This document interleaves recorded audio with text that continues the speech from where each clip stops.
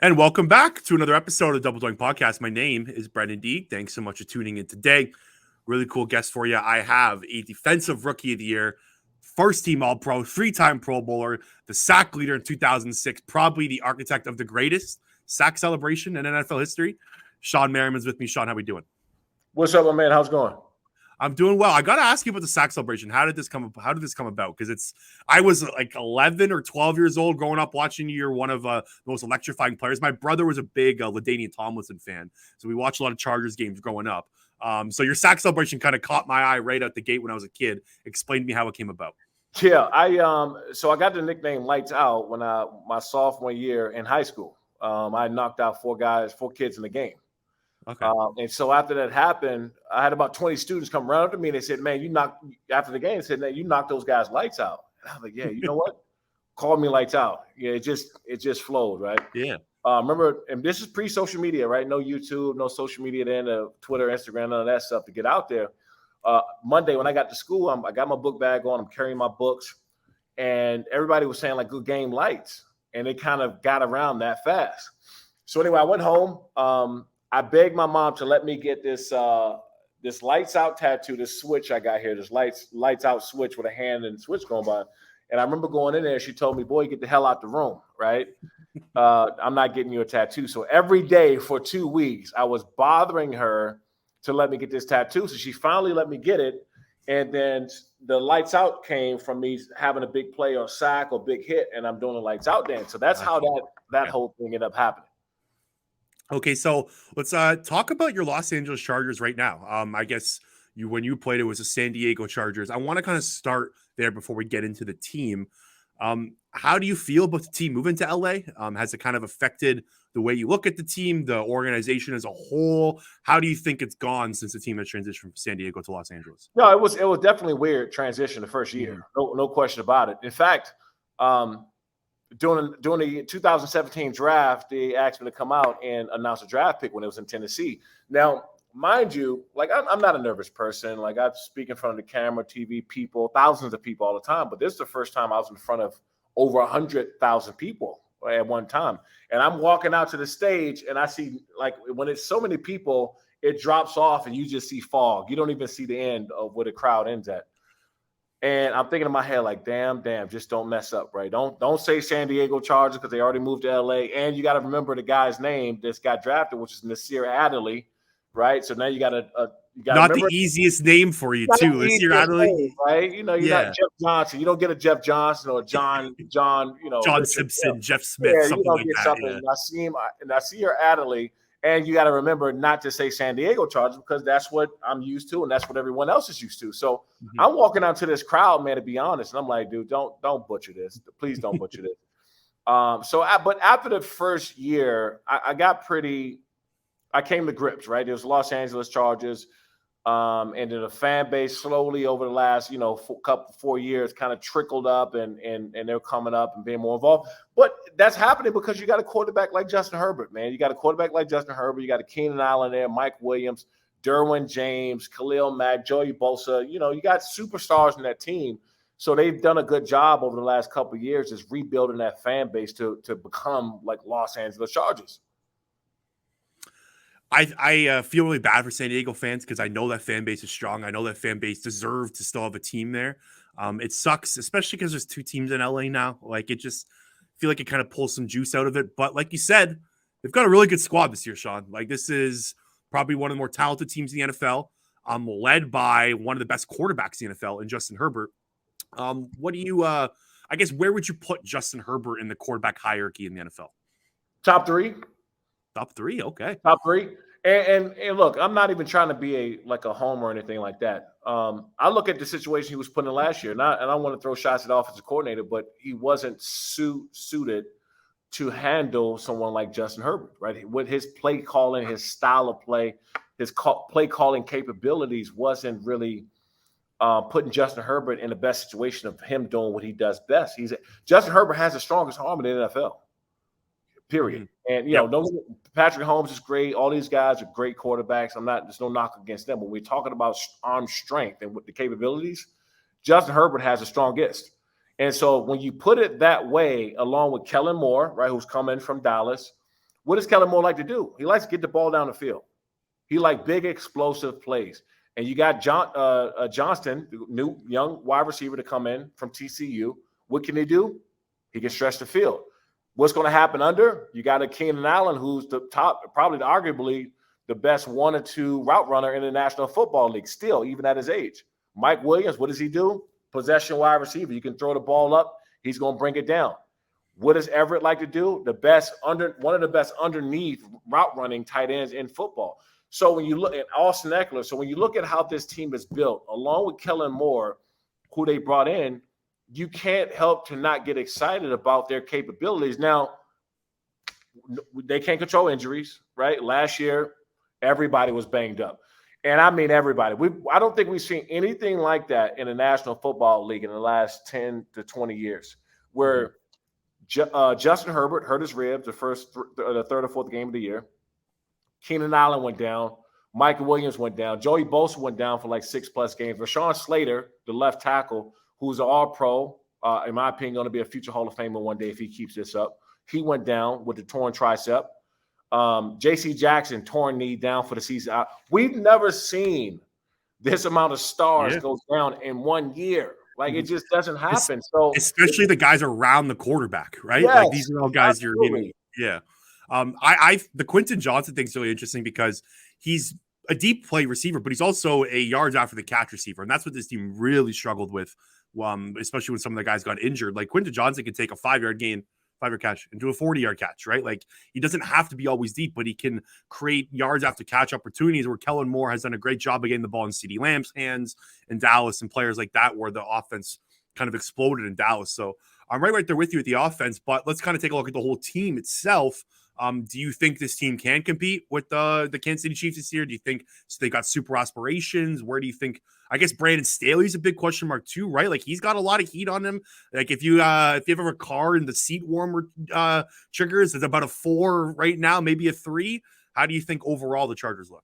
Look, I think that people are going to question Brandon Staley because of some of his play calling, right? Going for it on 4th down, being living on it. He's a young coach, man. Like, when you bring in a young coach like that, the first thing you want him to do is to change the culture in the locker room, right? And whether that's giving guys confidence, being a different type of leader, all that. So him going forward on 4th down, I'm not saying every 4th down, but him going forward on some of those fourth downs as a former player, I appreciate, because what that does to the team's morale and their confidence, it's basically saying, hey, we believe in ourselves enough to go for this, and if we don't get it, our defense is going to go step up there and play.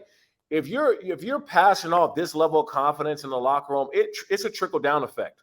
And that they're a very confident team.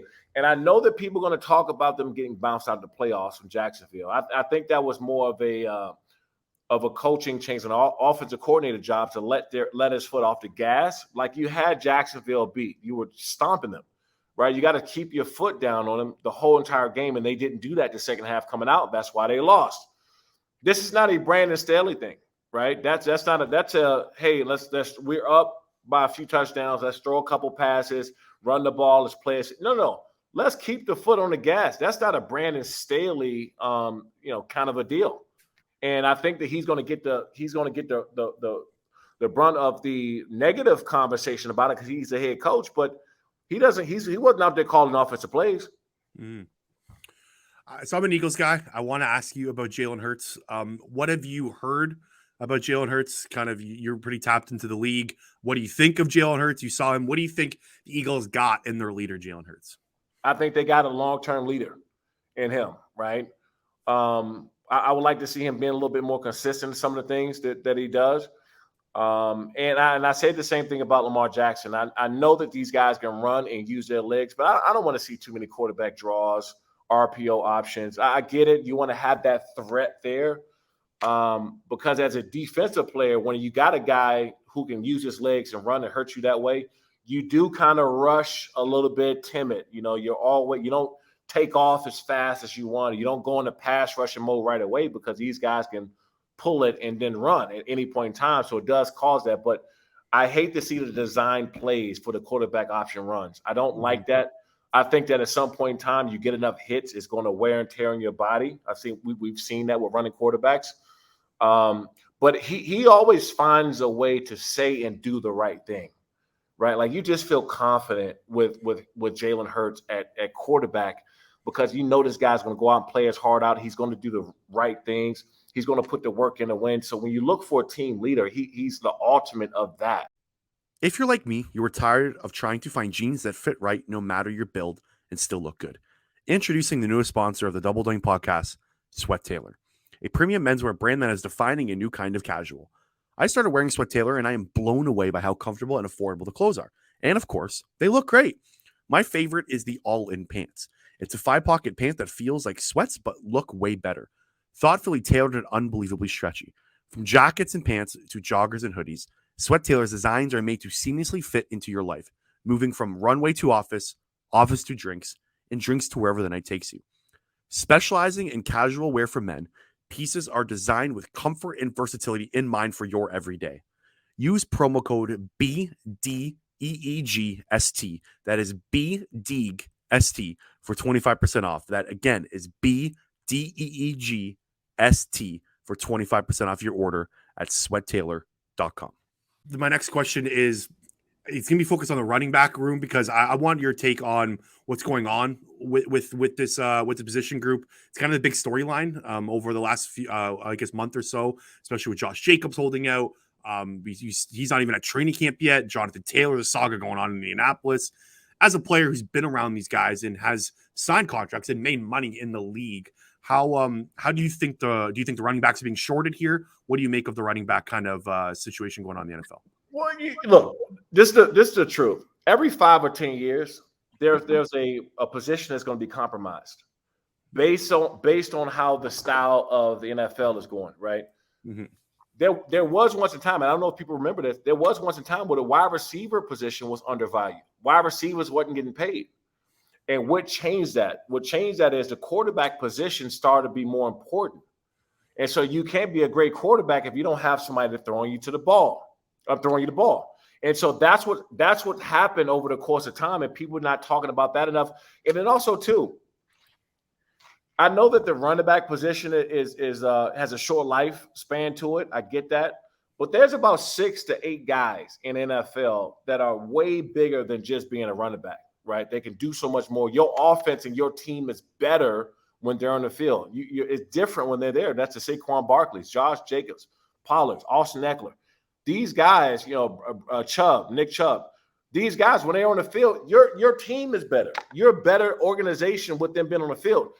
So you got to kind of remove them a little bit from the running back category because these guys can do so much and just run the football.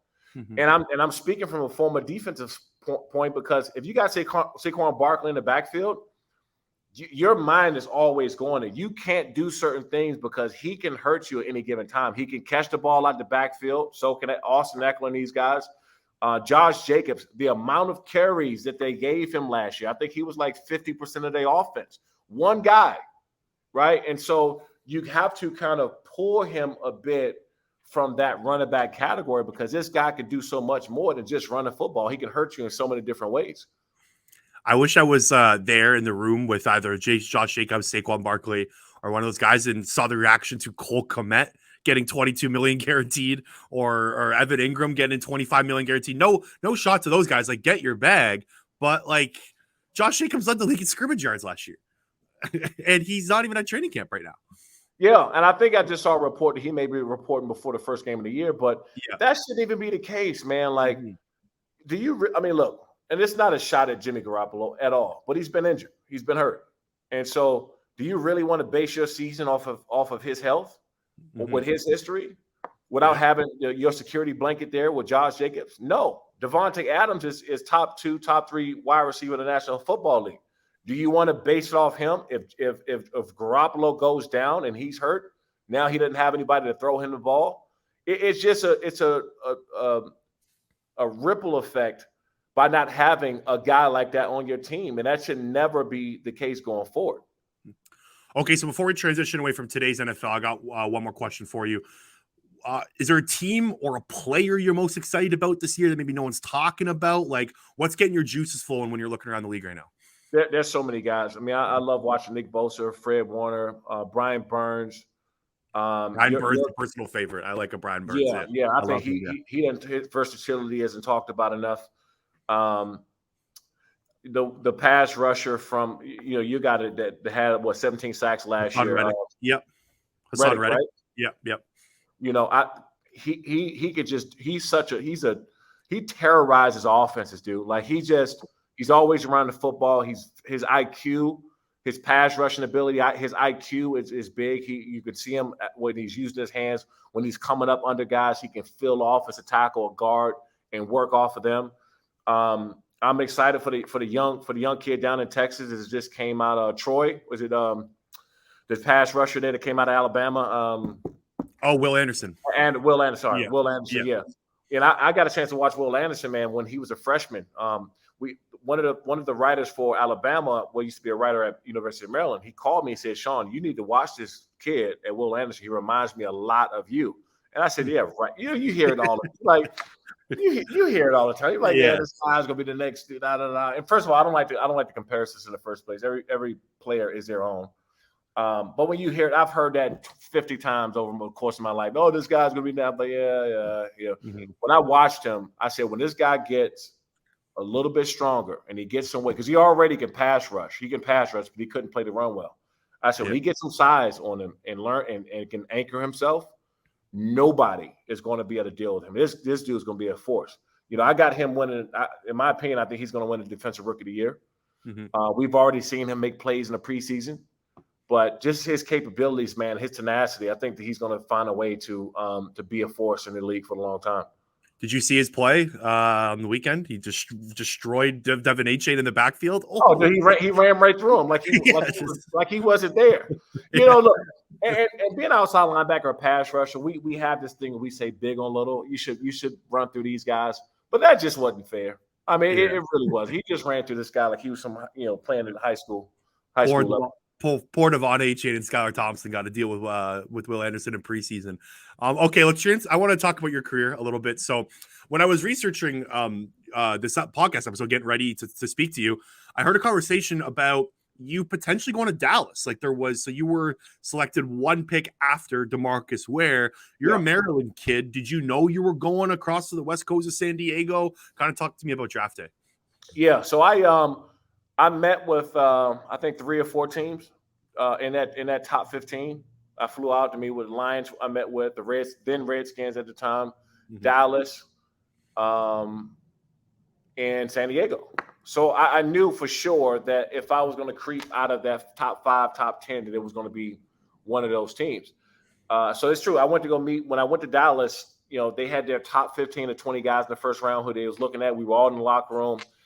Somebody was sent downstairs to come and get me.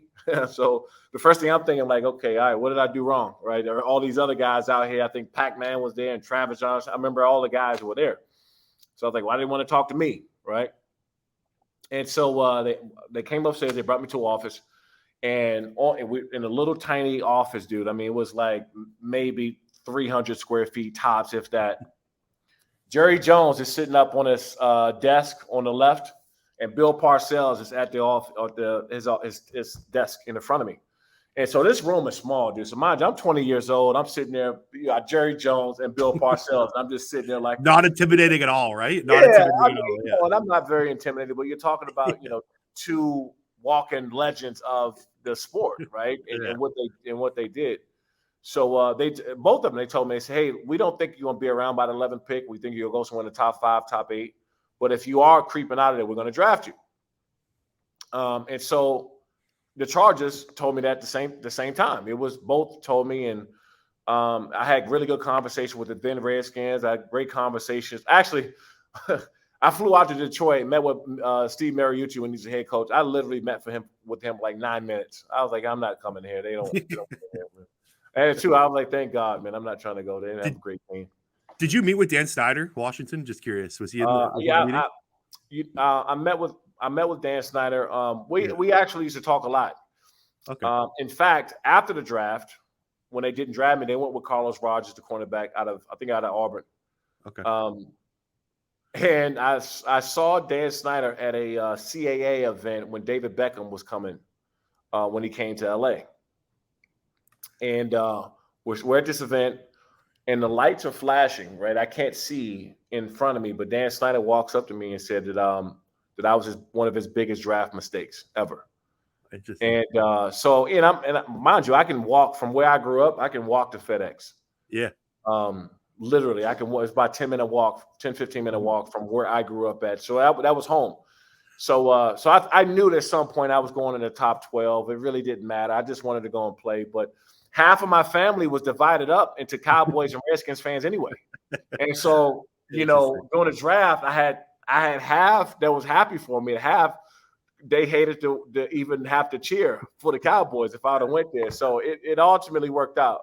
I saw in the clip like they were tugging over the jerseys like before we were getting drafted and stuff. Like, they had the Merriman custom Merriman jerseys in the bag, and the 11th pick was coming up. Yeah. And mind you, back then the draft was super slow. Remember that? Like the first 10, 15 picks took the whole day. It was like 6 hours for those 15 picks. Mm-hmm. And so I'm sitting there waiting. The Cowboys had the 11th pick, so you would think that okay, this probably should happen within 2 hours. And so they're sitting there and they're about to call and whatever because they already told me they want to draft. And he's about to pull the jerseys out the bag, and with the 11th pick of the 2005 draft, the Dallas Cowboys select DeMarcus Ware. I said, and I mean, you heard the wind leave out of the room. But I knew that I was, for not going there, I was going to go to the Chargers. And those, honestly, looking back on it, those are the only two teams I wanted to go with. I know they brought my name up 3 to Cleveland. They went with Braylon Edwards. Mm-hmm. And so I knew at some point within that top 12 to 15 range, I was going to go, which is a great day, no matter how you look at it. You landed on a really fun team, really exciting team like that. I think it was like 06 probably to 2010 was probably like the heyday. Either you're rookie or you were awesome as well. So, Shawne, you played with some of the best quarterbacks that have ever graced this planet. Who do you think is the best quarterback of all time? Look, I already know what people are going to say. They're probably going to think I'm a hater, but I'm going to Peyton Manning. And I'm talking about guys I played against. You can throw Joe Montana, you can throw the guys who I didn't, but I'm just the modern day guys who I played against. I played against Ben Roethlisberger. I played against some great ones. Drew Brees. I was a teammate of his and got a chance to play against him. But all in all, when you talk about intangibles and someone who you really had to prepare, like when you went to go prepare for the Patriots, you prepare for Bill Belichick. You prepared for their schemes, and then Tom Brady. You prepared for all of it because it was a package deal. When you played the Colts, man, you were preparing for Peyton Manning and what he was going to do because he was a machine, man. His knowledge of the game to know what the defense is doing. We used to have this thing where I would go walk up in the C gap or A gap or B gap and just kind of play around, and he would just look at me like, Shawne, you're not coming there. You're coming here, right? You're going here. And I'm looking at him like, damn, how did he know? Like in my head. So I think that when you talk about personal intangibles and when you're talking about just physical attributes, Peyton Manning is my favorite quarterback. He'll be my greatest quarterback pick.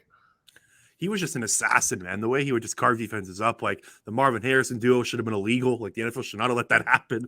I actually remember, I could be wrong here, but your rookie year, didn't you have a big game against Peyton Manning where you sacked him like 2 or 3 times? I think it was 05. I got him 3 or 4 times. Yeah. Yeah. I remember. And it was funny because that was like a coming out party for me and then nationally, right? Mm-hmm. Because obviously it's against Peyton Manning and that team. They had some incredible teams there. Reggie Wayne and they were stacked. Edgerrin James, are you kidding me? Jeff Saturday was there and the tight end Dallas Clark. I mean, they were just loaded. Defense, Cato Jones, Dwight Freeney, you name it. They were stacked everywhere. Bob Sanders.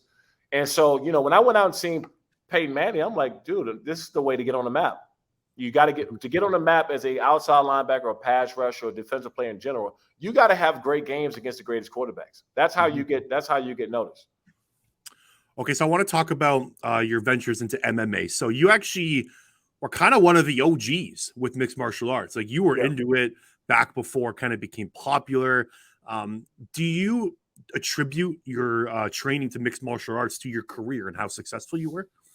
Yeah, no question. No question. I mean, I got into it just I wanted to be better with my hands and learn how to be active with my hands and as an outside linebacker and pass rusher, you have to have these violent hands, man. You got to be active with your hands, and I felt that MMA was a big part of that. And so I started training MMA every offseason with some of the best fighters in the world. I got a chance to be in there, spar with them, grapple with them, pummel with them, roll with them, and just know what that's like. And it did. It changed my game. In fact, I try to get more athletes. I'm trying to get athletes transitioning lights out of street fighting now.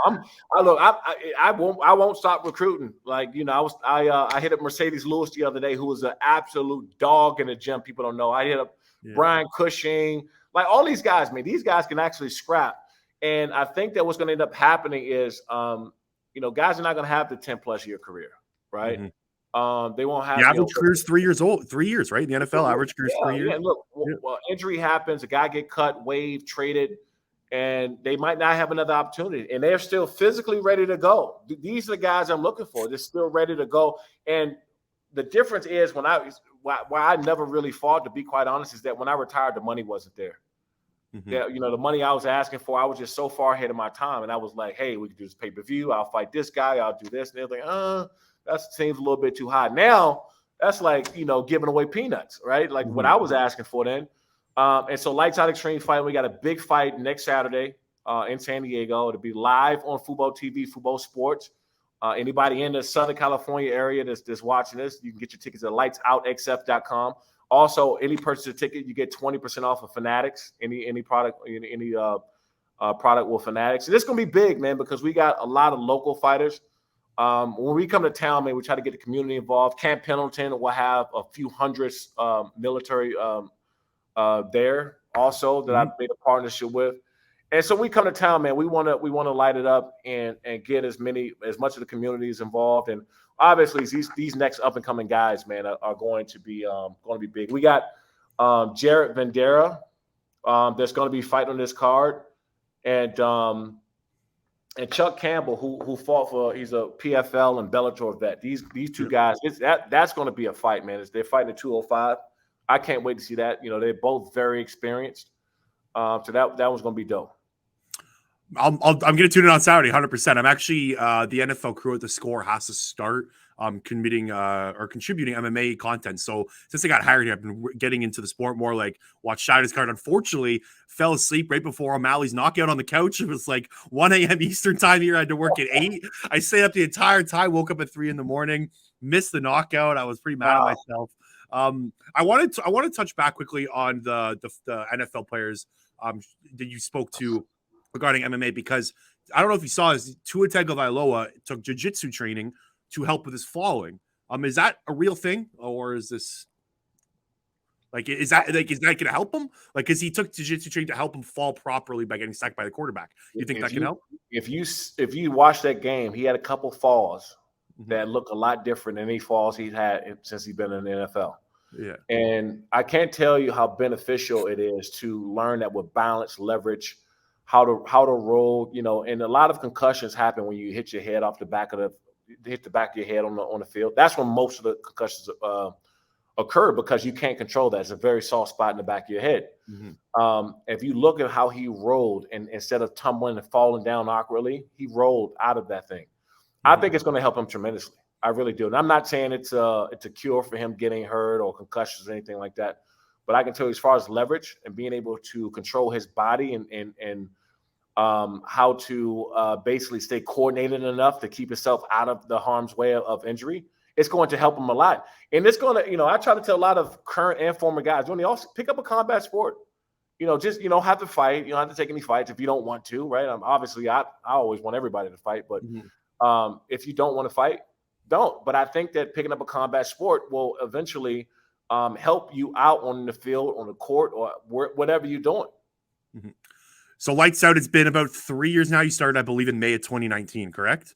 Yeah, with the pandemic. So you gotta take what's the future look like? What are you trying to make it become? Because it's been wildly successful right now. I was checking at your social pages. I was like impressed with how much traction you guys are getting.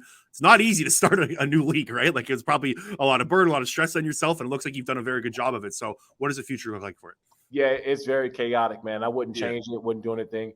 In fact, man, when you talk to former athletes, one thing they'll tell you that they miss is the locker room, right? That's like the money's cool, all that stuff. Competing is great. You love the competition, the preparation, watching film, getting out there to go into battle, but they'll tell you they miss the locker room. And so MMA and combat sports in general has been a safe haven for me in making that transition. It made it a lot easier because I was still able to be around the guys. I love the shit talking. I'm not gonna lie to you. I love them going back and forth. Even in practice, you got two young guys. Oh, you said this. You said, okay, put on the gloves. I don't want to hear nothing else, right? And I love that part of it. We're growing. Our last three fights, we're up 57% of viewership on Fubo. We climbed into the top 5 or top 10 most watched on Fubo Sports, and that's really, look. I listen to the fans and people a lot. I've always been that way, even as a player. When you got those type of jumps, those type of viewership, it's telling us that we're on the right track. Yeah, it's just a fact. We have the next up and coming superstars in the sport. They're all coming to Lights Out Extreme Fight. We're happy and honored that they want to come to fight with us and get on the card. You would think there's a lot of hot chicks in my DMs, man, but it's fighters. It's all fighters, that's hitting me up and trying to get on the next card. And I like that. I like that because I like guys that's eager that we can promote and get behind and build them and make them into a star. So, you guys, next Saturday, you're going to be in for a treat. We got 6 amateur fights. Most of those guys are going to be turning pro with us when it's time to turn pro. We got 6 pro fights. These guys are going to be throwing down. Former UFC vets, former Bellator vets, PFL vets that's on this card. Now we're happy to go to San Diego and make this a big deal. Like wildly impressive. Again, congratulations on all the success there. Thanks for jumping by for the interview. One more question for you, though. Football starts in 20 days. As of today is the first NFL Sunday, 2 weeks on Thursday. Hit me with your Super Bowl prediction. I'm going Chargers Eagles. Hell yeah. And look, I'm an outsider now, right? So in the locker room, I'm sure they're telling the guys one game at a time, get 1-0, 2-0, all that. No, hell with that, man. I'm not in the locker room no more. I'm calling that if these guys stay healthy, and health is a big if. If they stay healthy, they got a real opportunity to win a championship this year. And that's no shot at KC. They're the defending champs. As long as Patrick Mahomes, Kelsey, and Andy Reid is together, they always got a shot. Chris Jones, they always got a shot. But right now, as it sits, with the roster that the Chargers have, they stay healthy. I don't see – I got them winning 13 games this year. That would be an exciting Super Bowl, and I would definitely love it. Shawne Merriman, again, former Defensive Rookie of the Year, 3-time Pro Bowler, first-team All-Pro. He is the CEO of Lights Out Extreme Fighting. You can check out Lights Out Extreme Fighting at www.lightsoutxf.com. Follow them at Lights Out XF on Instagram. Shawne, thanks so much for dropping by. Appreciate you. You got it, man. Thanks for having me on.